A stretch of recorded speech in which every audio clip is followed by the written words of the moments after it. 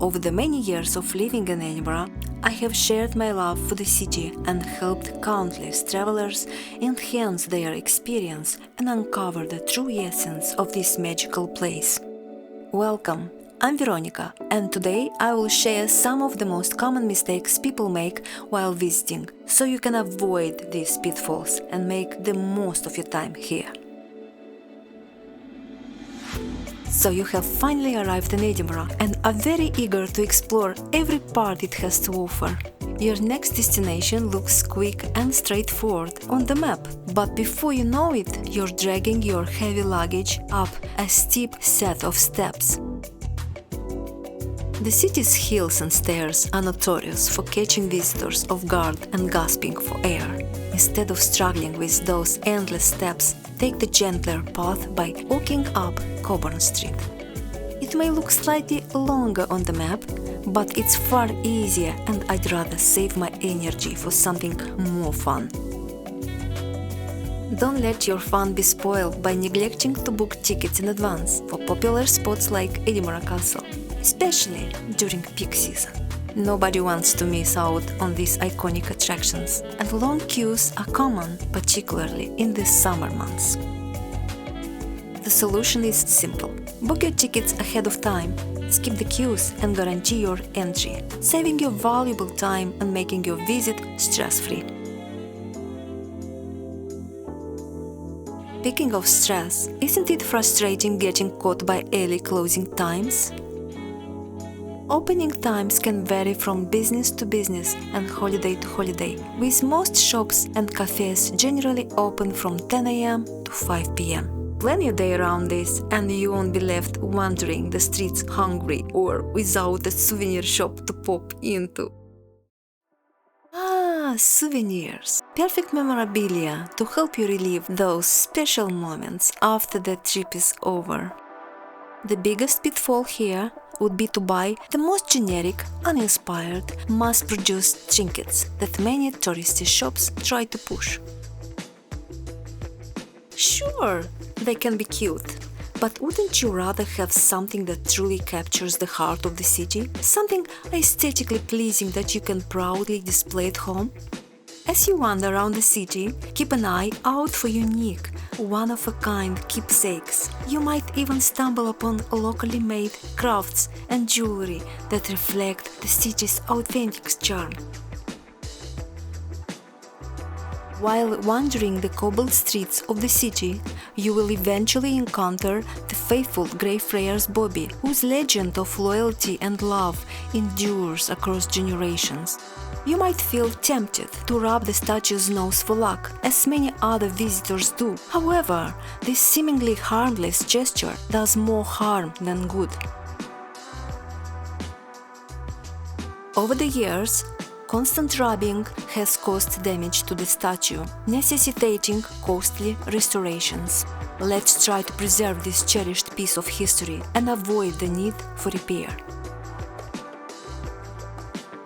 In Edinburgh, queues are sacred. Whether you're waiting for a bus, grabbing a drink at a pub, or lining up for a popular attraction, ignoring those who have been waiting is a huge no-no. It's not just about politeness, it's about showing respect for others and embracing a core aspect of local culture. And who knows, waiting in line might give you a chance to chat with a fellow traveler or a local. First-time visitors often do not consider public transport as a practical option to travel, instead opting for costly taxi from the airport. However, taking a tram or a bus is not only far more affordable, but can offer a more scenic introduction to the city. Once you're in the city, the public transport is highly reliable and provides an authentic local experience. You'll save money on car rental, avoid the stress of finding a parking place, and get to sit back, relax, and enjoy the sights as you move around the city. When you're using public transport, it's crucial to have the right payment when boarding a bus. Edinburgh buses only accept contactless payments and exact change. And remember, Amex isn't accepted, so make sure to have another form of payment ready. For trams, you'll need to purchase a ticket before boarding at a nearby ticket machine. Another convenient option is to buy tickets for both in advance through the official app or website.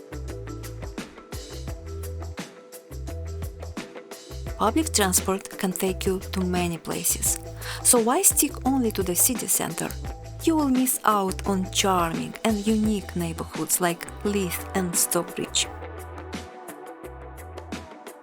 Leith, for example, offers beautiful seaside views and a vibrant atmosphere, while Stockbridge is full of interesting cafes, independent shops, and lush green spaces. It would be a real shame not to take some time to venture out and discover a richer, more diverse side of the city. And if you are visiting Edinburgh in winter, don't forget about the shorter daylight hours. In December and January, the sun sets as early as 3:45 in the afternoon, which might feel like the day has already ended before you've had chance to do everything planned. Try to schedule your outdoor activities for earlier in the day, and if you time it right, you might even catch a glimpse of how magical the city looks under the late afternoon twilight.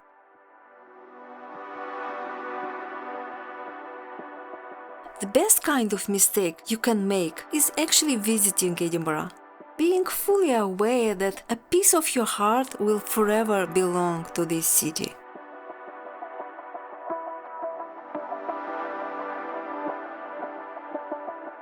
Okay, that last mistake might feel a bit too cliché, but I truly believe that by expanding your knowledge, you'll be able to better immerse yourself in everything the city has to offer. And so I have something extra for you. A free packing guide and checklist that will take the guesswork out of preparing for the unpredictable Edinburgh weather. This guide has assisted countless confused people over the years, and I'm sure it will help you too. Find the link in the description. Many thanks for watching, and if you have any other mistakes in mind that I haven't covered, please share them in the comments so we can help each other have an unforgettable time in Edinburgh. See you soon!